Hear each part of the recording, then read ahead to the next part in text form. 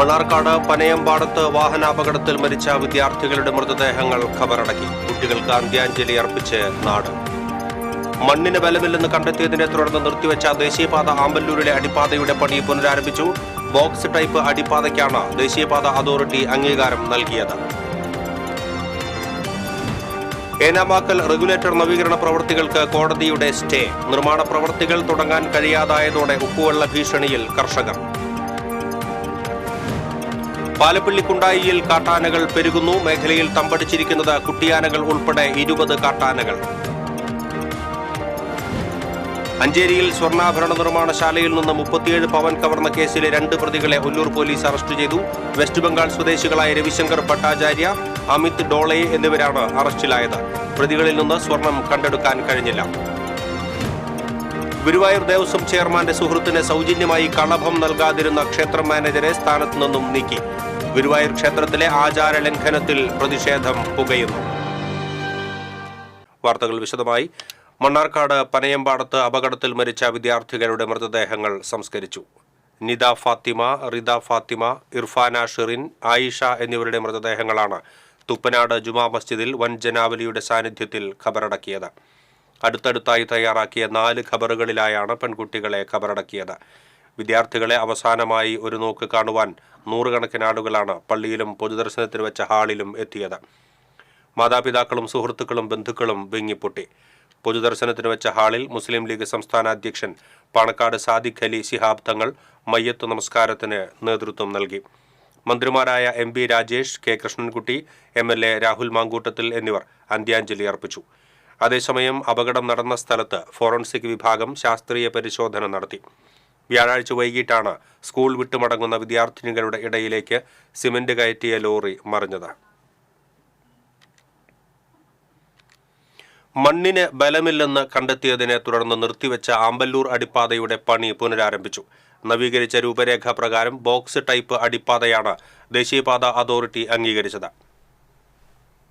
നിർമ്മാണ ചുമതലയുള്ള സേലം ആസ്ഥാനമായി പ്രവർത്തിക്കുന്ന കരാർ കമ്പനിയാണ് ദേശീയപാത അതോറിറ്റിയുടെ കൺസൾട്ടൻസി വിഭാഗം അംഗീകരിച്ച പുതിയ രൂപരേഖ തയ്യാറാക്കിയത്. ബോക്സ് ടൈപ്പ് അടിപ്പാതയുടെ അടിത്തറ കോൺക്രീറ്റിടൽ വ്യാഴാഴ്ച പൂർത്തിയായി. 20 മീറ്റർ വീതിയും 5.5 മീറ്റർ ഉയരവുമുള്ള അടിപ്പാതയുടെ ഘടനയിൽ മാറ്റമില്ല.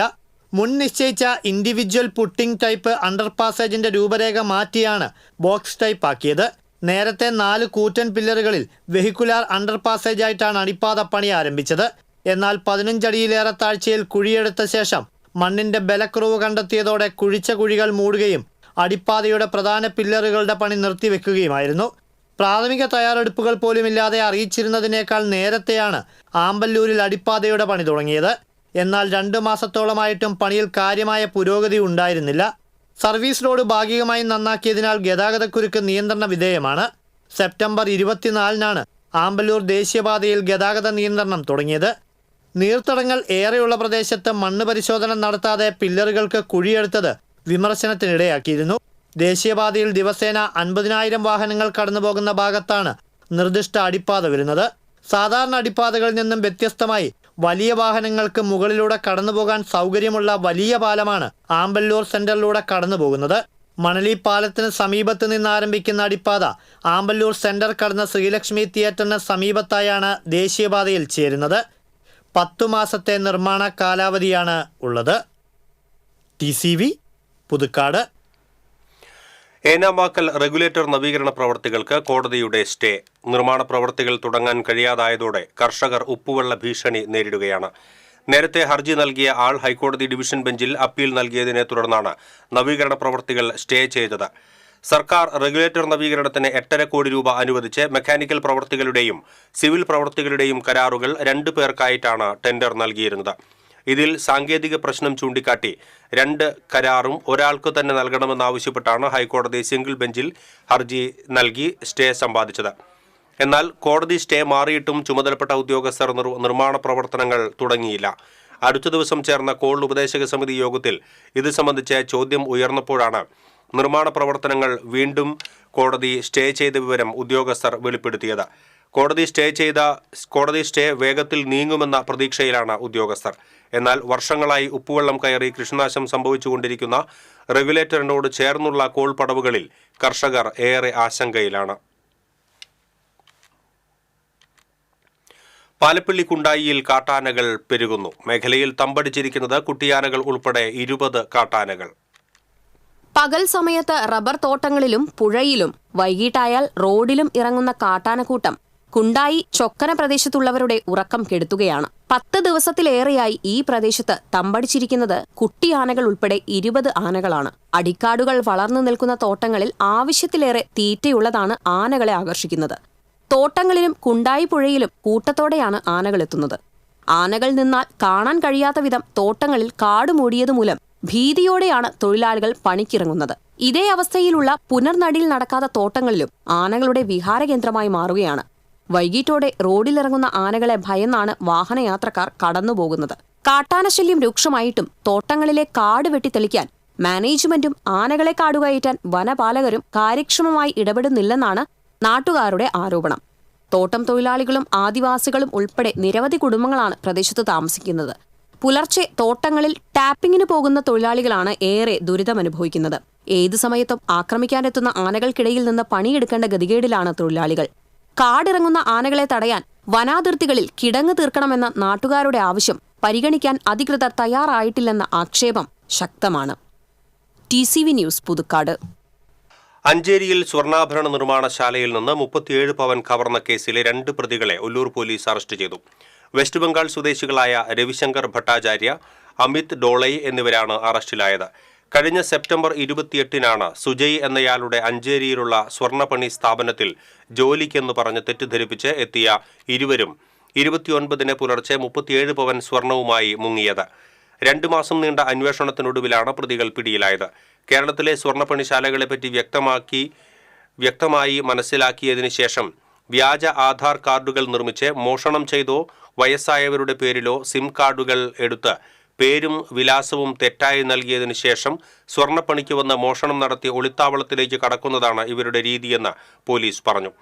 Ollur ACP Sudheeran, Ollur SHO TP Farshad, principal SI Jees Mathew, SI Joshi, ASIമാരായ അരുൺ ഘോഷ്, മാധവൻ, CPO അഭീഷ് ആന്റണി എന്നിവർ പ്രതികളെ പിടികൂടിയ സംഘത്തിൽ ഉണ്ടായിരുന്നു.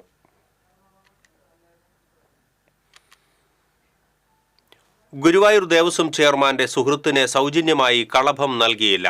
ക്ഷേത്രം മാനേജരെ സ്ഥാനത്തു നിന്നും നീക്കി.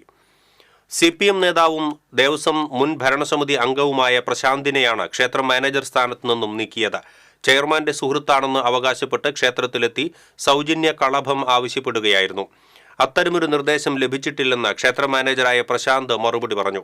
ഇതാണ് ചെയർമാനെ ചൊടിപ്പിച്ചത്. തൊട്ടടുത്ത ദിവസം തന്നെ പ്രശാന്തിനെ സ്ഥാനത്തു നിന്നും നീക്കുകയായിരുന്നു.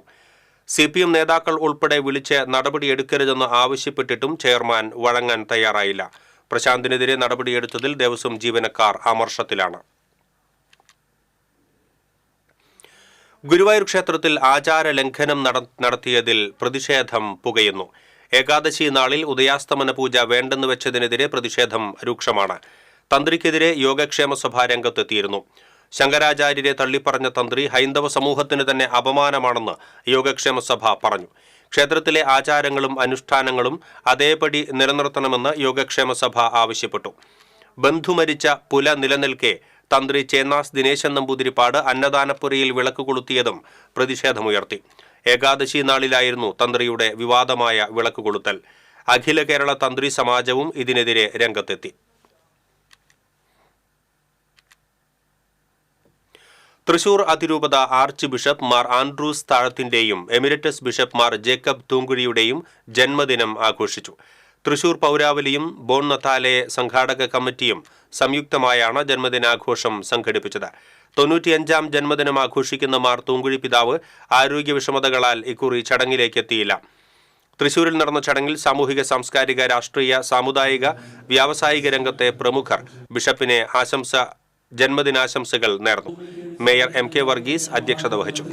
കൽദായ സുറിയാനി സഭയുടെ മെത്രാപ്പൊലീത്ത മാർ ഔഗിൻ കുര്യാക്കോസ്, യാക്കോബായ സിറിയൻ ഓർത്തഡോക്സ് സഭയുടെ മെത്രാപ്പൊലീത്ത Mar Cleemis, Sareesh Kumar Joseph MLA, deputy mayor ML Rosy, Paramekkavu Devaswom president N Balagopal, secretary G Rajesh, Thiruvambadi Devaswom secretary K Girish Kumar, Cochin Devaswom board അംഗം പ്രേംരാജ് ചുണ്ടലാത്ത്, കോർപ്പറേഷൻ പ്രതിപക്ഷ നേതാവ് രാജൻ J പല്ലൻ, ജില്ലാ പഞ്ചായത്ത് പ്രതിപക്ഷ നേതാവ് അഡ്വക്കേറ്റ് ജോസഫ് ടാജറ്റെ, BJP സംസ്ഥാന സെക്രട്ടറി A നാഗേഷ്, മുൻ MLA MP വിൻസെന്റ്, ബോണ്ണത്താലെ working chairman father Ajith Thachoth തുടങ്ങിയവർ സംസാരിച്ചു. ചടങ്ങിൽ ജന്മദിന കേക്കും മുറിച്ചു. ജന്മദിനം കരുണാദിനമായി ആചരിക്കുന്നതിന്റെ ഭാഗമായി ജില്ലയിലെ 2 നിർധന കുടുംബങ്ങൾക്ക് നിർമ്മിച്ചു നൽകുന്ന വീടിന്റെ കല്ലിടൽ ചടങ്ങും നടത്തി.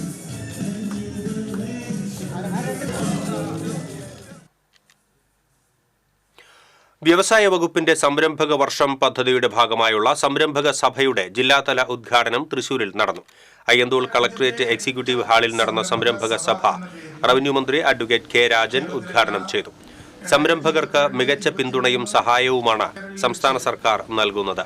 ഇതിന് തെളിവാണ് രാജ്യത്തെ മികച്ച വ്യവസായ സൗഹൃദ സംസ്ഥാനത്തിനുള്ള അവാർഡ് കേരളം നേടിയത്. സർക്കാരിന്റെ സംരംഭക വർഷം 36 മാസം പിന്നിടുമ്പോൾ 3,35,770 പുതിയ സംരംഭങ്ങളാണ് സംസ്ഥാനത്ത് തുടങ്ങിയത്. ഇതുവഴി 7 ലക്ഷം തൊഴിലവസരങ്ങൾ സൃഷ്ടിക്കാനായെന്നും മന്ത്രി പറഞ്ഞു. ചെറുകിട മേഖല ശക്തിപ്പെടുത്തുക എന്ന ലക്ഷ്യത്തോടെയാണ് സർക്കാർ സംരംഭക സഭ സംഘടിപ്പിക്കുന്നത്. ഇതുവഴി വിവിധ വകുപ്പുകളുടെ ഏകോപനം ഉറപ്പുവരുത്തുമെന്നും അദ്ദേഹം കൂട്ടിച്ചേർത്തു. പഞ്ചായത്തുകളിൽ രൂപീകരിച്ച സംരംഭങ്ങളുടെയും പദ്ധതിക്ക് മുൻപ് ആരംഭിച്ച സംരംഭങ്ങളുടെയും പ്രതിനിധികളെ ഉൾപ്പെടുത്തിയാണ് ജില്ലാതല സംരംഭക സഭ സംഘടിപ്പിച്ചത്. UR പ്രദീപ് MLA, വിവിധ വകുപ്പ് തല ഉദ്യോഗസ്ഥർ തുടങ്ങിയവർ പങ്കെടുത്തു. ശക്തമായ കാറ്റിൽ മത്സ്യബന്ധനത്തിന് പോവുകയായിരുന്ന ബോട്ട് തെങ്ങിൻ കുറ്റിയിലിടിച്ച് മുങ്ങി. മുനയ്ക്കക്കടവ് ഫിഷ് ലാൻഡിംഗ് സെന്ററിനു സമീപം ശക്തമായ കാറ്റിൽ ബോട്ട് ആടിയുലഞ്ഞതോടെ തെങ്ങിൻ കുറ്റിയിലിടിക്കുകയായിരുന്നു. ഇടിയുടെ ആഘാതത്തിൽ ബോട്ടിന്റെ പലകകൾ തകരുകയും മുങ്ങുകയുമായിരുന്നു. പൊന്നാനി കുടുങ്ങാൻഡകത്ത് അബ്ദുള്ളക്കുട്ടി എന്നയാളുടെ ഉടമസ്ഥതയിലുള്ള ഭാരത് എന്ന ബോട്ടാണ് മുങ്ങിയത്. ബോട്ടിലുണ്ടായിരുന്ന 7 മത്സ്യത്തൊഴിലാളികൾ നീന്തി രക്ഷപ്പെട്ടു. ഏകദേശം 5 ലക്ഷം രൂപയുടെ നഷ്ടം കണക്കാക്കുന്നതായി ബോട്ടുടമ പറഞ്ഞു.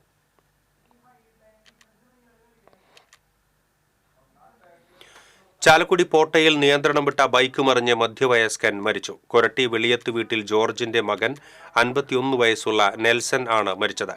തൃപ്രയാറിൽ മോൾഡിംഗ് വർക്ക്ഷോപ്പ് നടത്തുന്ന നെൽസൺ ജോലി കഴിഞ്ഞ് ബൈക്കിൽ വീട്ടിലേക്ക് മടങ്ങുകയായിരുന്നു. ചാലക്കുടി ഇരിഞ്ഞാലക്കുട റോഡിൽ വാഴക്കുന്നിൽ വെച്ചാണ് ബൈക്ക് നിയന്ത്രണം വിട്ട് മറിഞ്ഞത്. തലയിൽ ഗുരുതരമായി മുറിവേറ്റ നെൽസനെ ആശുപത്രിയിൽ എത്തിച്ചുവെങ്കിലും ജീവൻ രക്ഷിക്കാനായില്ല. ചേലക്കര മേപ്പാടം കൽത്തൊട്ടിയിൽ ആംബുലൻസ് മറിഞ്ഞു. ആംബുലൻസിലുണ്ടായിരുന്ന നഴ്സിന് തലയ്ക്ക് പരിക്കേറ്റു. പാലക്കാട് സ്വദേശിനി ബിൻസിക്കാണ് പരിക്കേറ്റത്. ഇവരെ തൃശൂർ മെഡിക്കൽ കോളേജ് ആശുപത്രിയിൽ പ്രവേശിപ്പിച്ചു. ഡ്രൈവർ നിസാമുദ്ദീൻ ഉറങ്ങിയതാണ് അപകട കാരണമെന്ന് പറയുന്നു. പാലക്കാട് നിന്നും തൃശൂർ മെഡിക്കൽ കോളേജിലേക്ക് രോഗിയെ എത്തിച്ചു മടങ്ങുമ്പോഴായിരുന്നു അപകടം സംഭവിച്ചത്. സംവിധായകൻ P. ബാലചന്ദ്രകുമാർ അന്തരിച്ചു. ചെങ്ങന്നൂരിലെ സ്വകാര്യ ആശുപത്രിയിലായിരുന്നു അന്ത്യം. വൃക്കരോഗത്തിന് ചികിത്സയിലായിരുന്നു. കൊച്ചിയിൽ നടിയെ ആക്രമിച്ച കേസിലെ പ്രധാന സാക്ഷിയാണ് P. ബാലചന്ദ്രകുമാർ. നടൻ ദിലീപിനെതിരെ ബാലചന്ദ്രകുമാർ നടത്തിയ നിർണായകമായ വെളിപ്പെടുത്തലുകൾ കേസിൽ വലിയ വഴിത്തിരിവായിരുന്നു. ഹൈദരാബാദ് പോലീസ് അറസ്റ്റ് ചെയ്ത നടൻ അല്ലു അർജുനെ ഇടക്കാല ജാമ്യം ലഭിച്ചു. പുഷ്പ 2 റിലീസിനിടെ തിരക്കിൽപ്പെട്ട് യുവതി മരിച്ച സംഭവത്തിലായിരുന്നു അറസ്റ്റ്. ഹൈക്കോടതിയാണ് ഇടക്കാല ജാമ്യം അനുവദിച്ചത്. ഈ മാസം 4-നായിരുന്നു രേവതി എന്ന 39-കാരി മരിച്ചത്. മരണം ഹൈദരാബാദിലെ സന്ധ്യ തിയേറ്ററിൽ അല്ലു അർജുനെ കാണാൻ വൻ ജനക്കൂട്ടം തടിച്ചുകൂടിയപ്പോഴായിരുന്നു സംഭവം. യുവതിയുടെ വീട്ടുകാരുടെ പരാതിയെ തുടർന്ന് അല്ലു അർജുനും സുരക്ഷാ സംഘത്തിനും തിയേറ്റർ മാനേജ്മെന്റിനും എതിരെ പോലീസ് കേസെടുത്തിരുന്നു. തൃശൂർ റെയിൽവേ സ്റ്റേഷനിൽ ട്രെയിനിൽ ഉപേക്ഷിച്ച നിലയിൽ മദ്യം കണ്ടെത്തി. 18 ബോട്ടിൽ മദ്യമാണ് റെയിൽവേ പോലീസ് കണ്ടെത്തിയത്. ക്രിസ്മസ്, ന്യൂ ഇയർ പ്രമാണിച്ച് പോലീസ് പരിശോധന കർശനമാക്കിയിരുന്നു. ഇതേ തുടർന്നുള്ള പരിശോധനയിലാണ് മദ്യം പിടികൂടിയത്. SI-മാരായ KO തോമസ്, ജയകുമാർ, മനോജ് കുമാർ എന്നിവരടങ്ങിയ സംഘമാണ് മദ്യം പിടികൂടിയത്.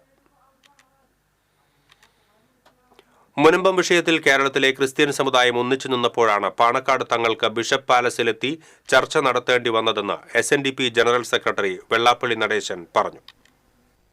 തൃശൂരിൽ സംഘടിപ്പിച്ച ശ്രീനാരായണ പെൻഷനേഴ്സ് കൗൺസിൽ ജില്ലാ കൺവെൻഷൻ ഉദ്ഘാടനം ചെയ്ത് സംസാരിക്കുകയായിരുന്നു അദ്ദേഹം. നിയമസഭയിൽ ഒന്നിച്ച് നിയമം പാസാക്കിയ LDF-ഉം UDF-ഉം ക്രിസ്ത്യൻ സമുദായത്തെ വെറുപ്പിച്ചാൽ കേരള രാഷ്ട്രീയത്തിൽ നിന്ന് ഒഴിവാക്കപ്പെടുമെന്ന് മനസ്സിലായപ്പോഴാണ് രാമന്റെ മുൻപിൽ ഹനുമാൻ എന്ന പോലെ നിൽക്കുന്ന സ്ഥിതിയുണ്ടായത്. വിപ്ലവകാരിയും സാമൂഹ്യ പരിഷ്കർത്താവും ഒക്കെയായി വിശേഷിപ്പിക്കപ്പെടുമ്പോഴും ശ്രീനാരായണ ഗുരുവിൻ്റെ ഈശ്വരീയതയെക്കുറിച്ച് മനസ്സിലാക്കുവാനും പഠിപ്പിക്കുവാനും ശ്രീനാരായണീയർ തയ്യാറാകേണ്ടതുണ്ട്. സമുദായത്തിലെ ചെറുപ്പക്കാർക്ക് ഉന്നത വിദ്യാഭ്യാസം നൽകി അവരെ ഉന്നത പദവിയിലെത്തിക്കാനുള്ള അവസരമേകാൻ ശ്രീനാരായണ പെൻഷനേഴ്സ് കൗൺസിലിന് കഴിയണമെന്നും വെള്ളാപ്പള്ളി നടേശൻ ഓർമ്മിപ്പിച്ചു. കൺവെൻഷൻ ജില്ലാ coordination committee chairman VK Haridas അധ്യക്ഷത വഹിച്ചു. Convener doctor D Sheebu Pandala, യോഗം കൗൺസിലർമാരായ PK Prasannan, CM Babu, SNPC കേന്ദ്രസമിതി സെക്രട്ടറി അഡ്വക്കേറ്റ് MN ശശിധരൻ തുടങ്ങിയവർ സംസാരിച്ചു. TCV news, Thrissur. ഗുരുവായൂർ പേരകത്ത് നിരവധി പേർക്ക് കടന്നൽ കുത്തേറ്റു. പേരകം പ്രിയദർശിനി റോഡിൽ കറുപ്പും വീട്ടിൽ അലിയുടെ പറമ്പിലെ മാവിലാണ് 5 അടിയോളം വലിപ്പമുള്ള കടന്നൽ കൂടുള്ളത്. പരുന്ത് ആക്രമിച്ചതോടെയാണ് കടന്നലുകൾ ഇളകിയത്. ബൈക്കിൽ പള്ളിയിലേക്ക് പോവുകയായിരുന്ന അലിയുടെ സഹോദരൻ ലത്തീഫ്, ഭാര്യ നഫീസ എന്നിവരെ കടന്നലുകൾ ആക്രമിച്ചു. കടന്നൽ കുത്തേറ്റ് അവശരായി ബൈക്കിൽ നിന്ന് വീണ് ഇരുവർക്കും പരിക്കേറ്റു. മുതുവട്ടൂർ രാജ ആശുപത്രിയിൽ ചികിത്സ തേടി. പറമ്പിൽ കെട്ടിയിട്ടിരുന്ന അമ്പലത്ത് വീട്ടിൽ അബൂബക്കറിന്റെ പശുവിനെയും കടന്നലുകൾ ആക്രമിച്ചു. പശുവിന്റെ കരച്ചിൽ കേട്ട് പശുവിനെ കെട്ടഴിക്കാനെത്തിയ അബൂബക്കറിന്റെ ഭാര്യ ഷാജിദയ്ക്കും കടന്നൽ കുത്തേറ്റു. പശുവിനെ പിന്നീട് മറ്റൊരു സ്ഥലത്തേക്ക് മാറ്റിക്കെട്ടിയെങ്കിലും കടന്നലുകൾ പിന്തുടർന്ന് ആക്രമിച്ചു. പ്രദേശത്ത് ജോലിക്ക് എത്തിയവർക്കും കടന്നൽ കുത്തേറ്റു. വാഹനയാത്രക്കാരായ മറ്റ് നിരവധി പേർക്കും കടന്നൽ കുത്തേറ്റിട്ടുണ്ട്. യുവാക്കളുടെയും വിദ്യാർത്ഥികളുടെയും ബാങ്ക് അക്കൗണ്ടുകൾ വഴി ലക്ഷങ്ങളുടെ പണമിടപാട് നടത്തിയ കേസ് ജില്ലാ ക്രൈംബ്രാഞ്ചിന് കൈമാറി. കയ്പമംഗലം സ്വദേശികളായ അബ്ദുൾ മാലിക്, താജുദ്ദീൻ, റമീസ് എന്നിവരെയാണ് കഴിഞ്ഞ ദിവസം കയ്പമംഗലം പോലീസ് അറസ്റ്റ് ചെയ്തത്. യുവാക്കളുടെയും കോളേജ് വിദ്യാർത്ഥികളുടെയും പേരിൽ ട്രേഡിംഗിനായും ഇൻകം ടാക്സിൽ പെടാതിരിക്കാനുമാണെന്ന് പറഞ്ഞ് അവരുടെ പേരിൽ ബാങ്ക് അക്കൗണ്ടുകൾ തുടങ്ങി അതിലേക്ക് ലക്ഷക്കണക്കിന് രൂപയുടെ പണമിടപാടുകളാണ് പ്രതികൾ നടത്തിയിരുന്നത്. അക്കൗണ്ടുകളിലേക്ക് വരുന്ന പണം യുവാക്കളെ കൊണ്ട് തന്നെ ചെക്ക് വഴി പിൻവലിപ്പിച്ച് നിസാര കമ്മീഷൻ നൽകിയാണ് ഇവർ കൈക്കലാക്കുന്നത്. 100ഓളം അക്കൗണ്ടുകൾ വഴി കോടികൾ വന്നിട്ടുണ്ടെന്നാണ് വിവരം. കയ്പമംഗലത്ത് നിരവധി യുവാക്കൾ ഇവരുടെ വലയിലായിട്ടുണ്ടെന്നാണ് സൂചന. രഹസ്യാന്വേഷണ വിഭാഗം ഇവർക്കെതിരെ അന്വേഷണം നടത്തി റിപ്പോർട്ട് നൽകിയിരുന്നു.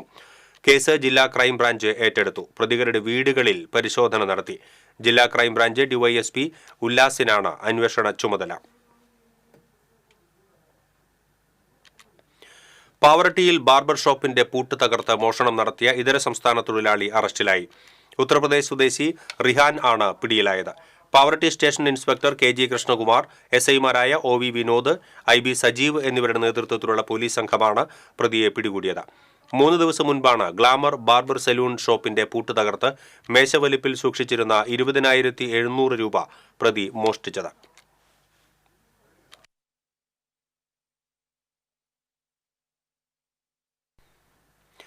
ഇടവേളയ്ക്ക് ശേഷം തെരുവുനായ ശല്യം വീണ്ടും രൂക്ഷമാകുന്നു. ജില്ലയിൽ തെരുവുനായ ആക്രമണങ്ങൾ ആവർത്തിക്കുകയാണ്. നായ്ക്കളുടെ കടിയേറ്റ് നിരവധി പേരാണ് തൃശൂർ മെഡിക്കൽ കോളേജ് ആശുപത്രിയിൽ ചികിത്സ തേടുന്നത്. പൊതുസ്ഥലത്ത് മാലിന്യം നിക്ഷേപിക്കുന്ന ഇടങ്ങളിൽ നായ്ക്കളുടെ ശല്യം രൂക്ഷമാണ്. വിദ്യാർത്ഥികൾ ഉൾപ്പെടെയുള്ളവർക്ക് നായ്ക്കളുടെ ആക്രമണത്തിൽ പരിക്കേൽക്കുന്നത് പതിവായിരിക്കുകയാണ്. ട്രെയിൻ യാത്രയ്ക്കിടെ സ്വർണ്ണമാല കവർന്ന പ്രതി അറസ്റ്റിലായി. വല്ലപ്പുഴ കുറുവട്ടൂർ താഴത്തെ വീട്ടിൽ ഷാഹുൽ ഹമീദാണ് പിടിയിലായത്. ബുധനാഴ്ച കുലുക്കല്ലൂരിൽ വെച്ചാണ് നിലമ്പൂർ സ്വദേശിനി സാനിയുടെ 1 പവന്റെ സ്വർണ്ണമാല പ്രതി കവർന്നത്. ഇയാളുടെ കയ്യിൽ നിന്നും മാലയുടെ ഒരു ഭാഗവും കണ്ടെത്തി. SI അനിൽ മാത്യുവിന്റെ നേതൃത്വത്തിലുള്ള സംഘമാണ് പ്രതിയെ പിടികൂടിയത്.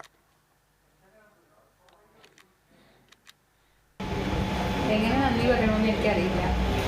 അത്രയും നന്ദിയുണ്ട് സാറിനും. ഈ സാറിൻ്റെ പുറകിൽ ഒരുപാട് ഉദ്യോഗസ്ഥന്മാർ ഈ ഒരു പ്രശ്നത്തിൻ്റെ പുറകിൽ വർക്ക് ചെയ്തിട്ടുണ്ട്. ആ നാട്ടുകാർക്കും ഇതിൻ്റെ പുറകിൽ വർക്ക് ചെയ്ത എല്ലാവർക്കും ഒരുപാട് നന്ദി. നമുക്ക് ഇതിൽ സംശയം തോന്നിയ പ്രതിനെ കുറിച്ച് വിവരം കിട്ടും. ആ പ്രതിനെ പോയി നമുക്ക് അറസ്റ്റ് ചെയ്യാൻ പറ്റും. അറസ്റ്റ് ചെയ്തപ്പോൾ അയാളെ ശ്രദ്ധയപ്പെട്ടത് 7ഓളം കേസിലെ പ്രതിയാണ്. കൂടാതെ അയാളെ കൂടുതൽ ചോദ്യം ചെയ്തപ്പോൾ വേറെയും കുറച്ച് കേസുകൾ കെട്ടാൻ സാധ്യതയുള്ളതായിട്ട് മനസ്സിലാവുന്നത് ഷൊർണൂർ സ്റ്റേഷനിലേക്ക് കാണും. അത് മറ്റുള്ള സ്റ്റേഷനിലേക്ക് നമ്മൾ വിവരം കൊടുക്കണം. ക്രിസ്തുമസ് ന്യൂ ഇയർ പ്രമാണിച്ച് തീരദേശ മേഖലകളിൽ വ്യാജമദ്യവും മയക്കുമരുന്നും വ്യാപകമായി സംഭരിക്കാൻ സാധ്യത മുന്നിൽ കണ്ട് ചാവക്കാട് എക്സൈസ് റേഞ്ച് ഓഫീസിന്റെയും മുനയ്ക്കക്കടവ് കോസ്റ്റൽ പോലീസിന്റെയും സംയുക്ത ആഭിമുഖ്യത്തിൽ റെയ്ഡ് നടത്തി. ബ്ലാങ്ങാട് ബീച്ച്, ഇതര സംസ്ഥാനക്കാരുടെ താമസ സ്ഥലങ്ങൾ, സുനാമി കോളനി എന്നീ ഭാഗങ്ങൾ കേന്ദ്രീകരിച്ച് നടത്തിയ അന്വേഷണത്തിൽ ഒന്നും കണ്ടെത്താൻ കഴിഞ്ഞിട്ടില്ല. Assistant excise inspector Joseph, coastal police SIമാരായ സുമേഷ് ലാൽ, ലോഫി രാജ തുടങ്ങിയവരുടെ നേതൃത്വത്തിലാണ് റെയ്ഡ് നടത്തിയത്. കൈകൾ കുത്തി ശബരിമല കയറിയ EK ബിജുവിന്റെ അനുഭവം ആൽബമാക്കി മാറ്റി KSRTC കണ്ടക്ടർ രതീഷ് ചന്ദ്രൻ. KSRTC മാള ഡിപ്പോയിലെ കണ്ടക്ടറായ രതീഷ് ചന്ദ്രനോടൊപ്പം 3 വർഷം ദിവസവേതനത്തിൽ ഓഫീസ് ജോലി ചെയ്ത ബിജു അരയ്ക്ക് താഴെ തളർന്നയാളാണ്. മലക്ക് പോക്കാണോ ചർച്ച? ഞാനും ഈ പ്രാവശ്യം നോമ്പെടുത്തിട്ടുണ്ട്. ഞാനും ഉണ്ട് കേട്ടോ നിങ്ങളുടെ കൂടെ മലയ്ക്ക്. സ്വാമി ശരണം. നമുക്കൊരു ഇഞ്ചു പോന്നേ. നമ്മളീ പിള്ളേരെ കൊണ്ട് അമ്പലങ്ങൾ കയറി പോണല്ലേ, ഇനി പുള്ളിനെ കൊണ്ട് ഞാൻ പണി പാളൂട്ടാ. നീ എന്തുട്ട് വർത്താനൊക്കെ പറയണേ? പുള്ളിയുടെ എത്ര വർഷമായിട്ടുള്ള ആഗ്രഹം അതൊക്കെ. മലയ്ക്ക് നോമ്പെടുത്തിട്ട് ഇങ്ങനത്തെ വർത്താനങ്ങളൊന്നും പറയരുതോ. നമ്മളൊക്കെ അല്ലാണ്ട് വേറെ ആരുടെ അവനെ കൊണ്ടുപോകാനുള്ളത്? 43-കാരനായ ബിജുവിന് 1.5 വയസ്സുള്ളപ്പോഴാണ് പോളിയോ ബാധിച്ച വൈകല്യം സംഭവിച്ചത്. ഇടുക്കി രാജാക്കാട് സ്വദേശിയായ ബിജുവും കുടുംബവും വർഷങ്ങളായി വെണ്ണൂരിലാണ് താമസിക്കുന്നത്. KSRTC മാള ഡിപ്പോയിൽ ജോലി ചെയ്യുന്ന കാലം മുതലുള്ള സൗഹൃദത്തിലാണ് പാട്ടെഴുത്തുകാരനും ആൽബം സംവിധായകനുമായ രതീഷ് ചന്ദ്രൻ നിരാമയൻ എന്ന ആൽബത്തിലേക്ക് ബിജുവിനെ ക്ഷണിച്ചത്.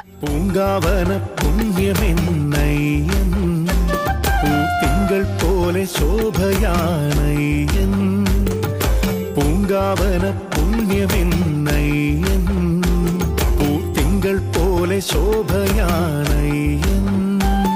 ശബരിമലയ്ക്ക് പോകാൻ അതിയായ ആഗ്രഹവുമായി കഴിഞ്ഞിരുന്നയാളായിരുന്നു ബിജു. ആഗ്രഹം നിരവധി പേരോടായി പറഞ്ഞുവെങ്കിലും കൊണ്ടുപോകാൻ ആരും തയ്യാറാകാത്ത സാഹചര്യത്തിലാണ് ഒരു വ്യക്തി സമ്മതമറിയിച്ചത്. അങ്ങനെ ബിജുവിന്റെ മുച്ചക്രവാഹനത്തിൽ ഇരുവരും ശബരിമലയിലേക്ക് യാത്ര തിരിച്ചു. കനത്ത മഴയിൽ നിരവധി പ്രതിസന്ധികളെ അതിജീവിച്ചാണ് പമ്പയിലെത്തിയത്. പമ്പയിൽ വെച്ച് ഊന്നുവടി തെറ്റിവീണ് പരിക്കേറ്റു. പിന്നീട് ഊന്നുവടിയും ഇരുമുടിക്കെട്ടും സുഹൃത്തിനെ ഏൽപ്പിച്ച ശേഷം കീറിയ വസ്ത്രത്തോടെ മഴ നനഞ്ഞ് കൈകൾ കുത്തി നീങ്ങിയാണ് 18-ാം പടിയിലെത്തിയത്. അവിടെ നിന്ന് പോലീസുകാരാണ് ഉയർത്തി സന്നിധാനത്തെത്തിച്ചത്. ഈ വിവരം ഫേസ്ബുക്കിലൂടെ വിവരിച്ചത് കണ്ടാണ് ആ അനുഭവം വിഷയമാക്കി രതീഷ് ചന്ദ്രൻ ആൽബത്തിന് കഥയും വരിയും എഴുതി സംവിധാനം നിർവഹിച്ചത്. പമ്പ നദിക്കരയിൽ പനിനീർ പൂച്ചേലഴകോടെ വന്നു പിറന്നു മണികണ്ഠനീ പന്തള നാടിനു പൊന്മകനായി വളർന്നൊരു പൊന്നുണ്ണി പാരിനു രക്ഷകനെ നീ മാമലമേലെ വാണരുളി. അതൊരു വലിയൊരു അനുഭവവും ഒരു സങ്കടവും ഒക്കെ ഉണ്ടായിരുന്നു. അതിനെ കാണാനുള്ള ഒരു ആഗ്രഹവും സഫലീകരിച്ചു. അതോടൊപ്പം എൻ്റെ ഒരു ആഗ്രഹവും സാധിച്ചു. എൻ്റെ മനസ്സിന് ഭയങ്കര ഒരു കുളിർമയാണ്. ഈ വർഷം എത്തി നമ്മൾ അങ്ങനെ ഒരു സമീപനം നടത്തി, പക്ഷെ അത് ഉൾക്കൊണ്ടിട്ടില്ല ഇതുവരെ. സ്വന്തം കഥയിൽ കഥാപാത്രമായി മാറിയത് ബിജുവാണ്. ഗാനം ആലപിച്ചത് ജ്യോതിഷ് ബാബു. രതീഷ് ചന്ദ്രൻ എഴുതിയ 60ഓളം പാട്ടുകൾക്ക് ഈണം നൽകിയിട്ടുള്ള സഹപാഠിയായ ബിജു കെ കരുണാകരനാണ് നിരാമയൻ എന്ന ആൽബത്തിനും സംഗീതം നിർവഹിച്ചത്. ഇവരുടെ കാവലാൾ എന്ന ആൽബത്തിലും ബിജു അഭിനയിച്ചിട്ടുണ്ട്.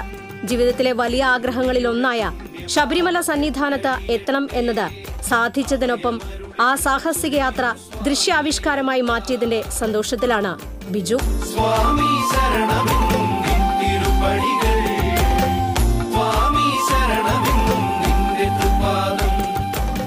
TC Vinos, Mala. Railway southern zone തൊഴിലാളി സംഘടനാ തെരഞ്ഞെടുപ്പിൽ DREUവിന് മികച്ച വിജയം. തൃശൂരിൽ വിജയാഹ്ലാദ പ്രകടനം നടത്തി. CITU ജില്ലാ secretary Sudhakaran, DREU Thrissur secretary Nixon Guruvayur, Venkiteswaran, Subeesh എന്നിവർ സംസാരിച്ചു.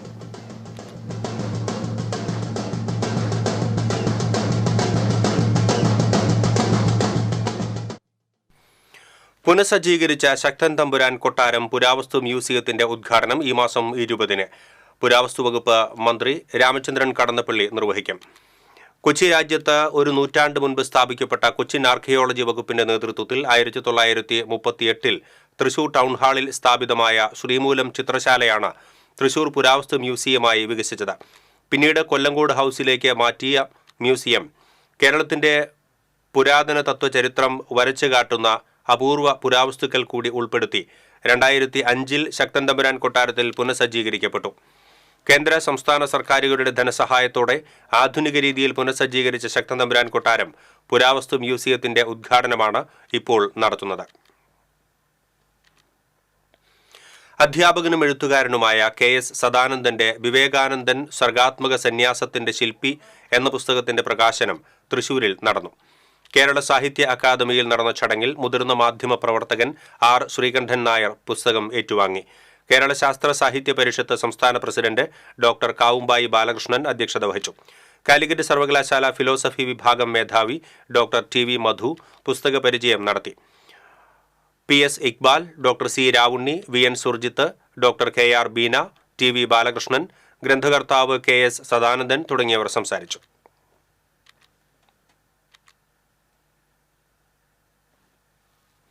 ഇനി വാണിജ്യം.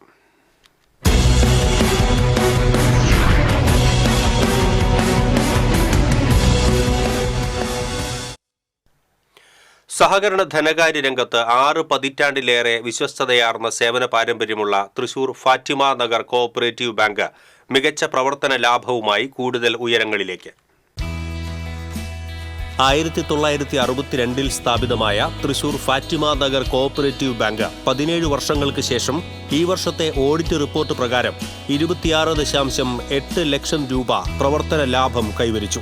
നിലവിൽ 5 ബ്രാഞ്ചുകളും 121.76 കോടി രൂപ ഡെപ്പോസിറ്റുമായാണ് ഫാറ്റിമ നഗർ കോഓപ്പറേറ്റീവ് ബാങ്ക് പ്രവർത്തിക്കുന്നത്. പുതിയ ഭരണസമിതി ചുമതലയേറ്റതിനു ശേഷം ലോൺ തിരിച്ചടവ് മുടങ്ങിയ ഇടപാടുകാരെ കണ്ട് തിരിച്ചടവ് വേഗത്തിലാക്കിയതും ബാങ്കിന്റെ പ്രവർത്തനം കാര്യക്ഷമമായ മേൽനോട്ടത്തിന് കീഴിലാക്കിയതുമാണ് ലാഭം കൈവരിക്കാൻ ഇടയാക്കിയത്.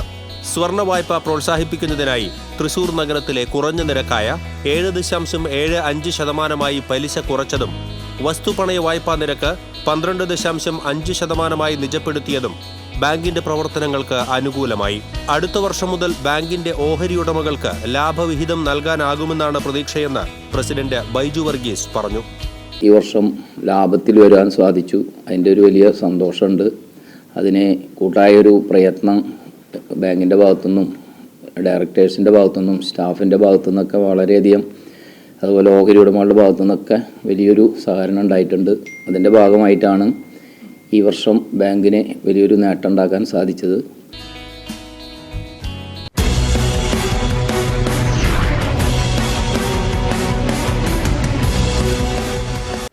പ്രധാന വാർത്തകൾ വീണ്ടും. മണ്ണാർക്കാട് പനയമ്പാടത്ത് വാഹനാപകടത്തിൽ മരിച്ച വിദ്യാർത്ഥികളുടെ മൃതദേഹങ്ങൾ ഖബറടക്കി. കുട്ടികൾക്ക് അന്ത്യാഞ്ജലി അർപ്പിച്ച് നാട്. മണ്ണിന് ബലമില്ലെന്ന് കണ്ടെത്തിയതിനെ തുടർന്ന് നിർത്തിവെച്ച ദേശീയപാത ആമ്പല്ലൂരിലെ അടിപ്പാതയുടെ പണി പുനരാരംഭിച്ചു. ബോക്സ് ടൈപ്പ് അടിപ്പാതയ്ക്കാണ് ദേശീയപാത അതോറിറ്റി അംഗീകാരം നൽകിയത്. ഏനാമാക്കൽ റെഗുലേറ്റർ നവീകരണ പ്രവൃത്തികൾക്ക് കോടതിയുടെ സ്റ്റേ. നിർമ്മാണ പ്രവൃത്തികൾ തുടങ്ങാൻ കഴിയാതായതോടെ ഉപ്പുവെള്ള ഭീഷണിയിൽ കർഷകർ. പാലപ്പിള്ളി കുണ്ടായിയിൽ കാട്ടാനകൾ പെരുകുന്നു. മേഖലയിൽ തമ്പടിച്ചിരിക്കുന്നത് കുട്ടിയാനകൾ ഉൾപ്പെടെ 20 കാട്ടാനകൾ. അഞ്ചേരിയിൽ സ്വർണ്ണാഭരണ നിർമ്മാണശാലയിൽ നിന്ന് 37 പവൻ കവർന്ന കേസിലെ 2 പ്രതികളെ ഒല്ലൂർ പോലീസ് അറസ്റ്റ് ചെയ്തു. വെസ്റ്റ് ബംഗാൾ സ്വദേശികളായ രവിശങ്കർ ഭട്ടാചാര്യ, അമിത് ഡോളൈ എന്നിവരാണ് അറസ്റ്റിലായത്. പ്രതികളിൽ നിന്ന് സ്വർണം കണ്ടെടുക്കാനായില്ല. ഗുരുവായൂർ ദേവസ്വം ചെയർമാന്റെ സുഹൃത്തിന് സൗജന്യമായി കളഭം നൽകാതിരുന്ന ക്ഷേത്രം മാനേജരെ സ്ഥാനത്തു നിന്നും നീക്കി. ഗുരുവായൂർ ക്ഷേത്രത്തിലെ ആചാരലംഘനത്തിൽ പ്രതിഷേധം പുകയുന്നു. ഇതോടെ ബുള്ളറ്റിൻ പൂർണ്ണമാകുന്നു. നമസ്കാരം.